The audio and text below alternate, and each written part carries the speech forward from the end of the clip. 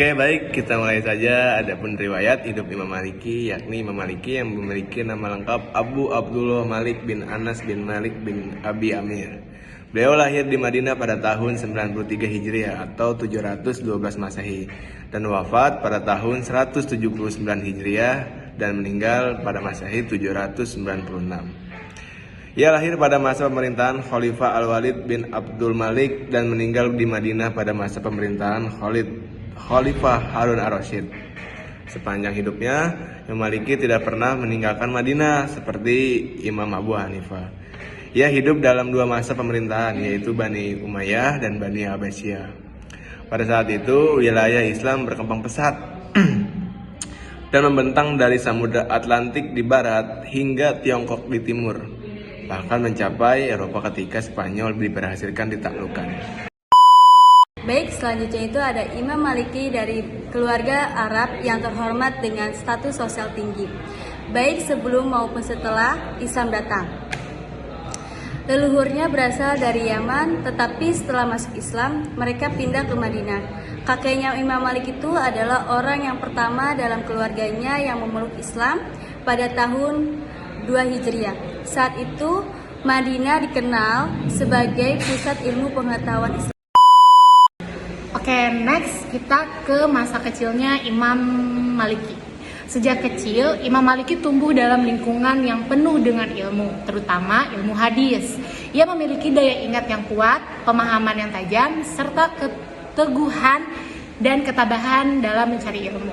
Karena itu, kita mengherankan jika ia telah menyelesaikan pendidikannya pada usia yang sangat muda. Bahkan, ia sudah mulai memberikan fatwa sejak usia 17 tahun. Wah, hebat sekali ya. Bukan karena keinginan pribadinya, tetapi karena 70 ulama terkemuka mengakui kelayakannya sebagai seorang mufti dan pengajar.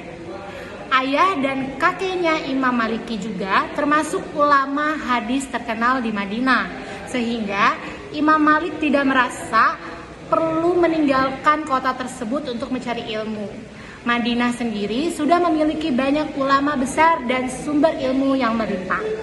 Namun, dalam perjalanannya menuntut ilmu, Imam Malik rela mengorbankan banyak hal. Menurut sebuah riwayat, ia bahkan pernah menjual tiang rumahnya untuk membayar biaya pendidikannya. Baginya, seseorang yang ingin mencapai tingkat keilmuan tertinggi harus bisa menghadapi kemiskinan, karena itu adalah ujian sejati bagi seorang manusia. Sesungguhnya dalam menuntut ilmu, akhirnya membuat menjadi salah satu ulama besar Islam sekarang.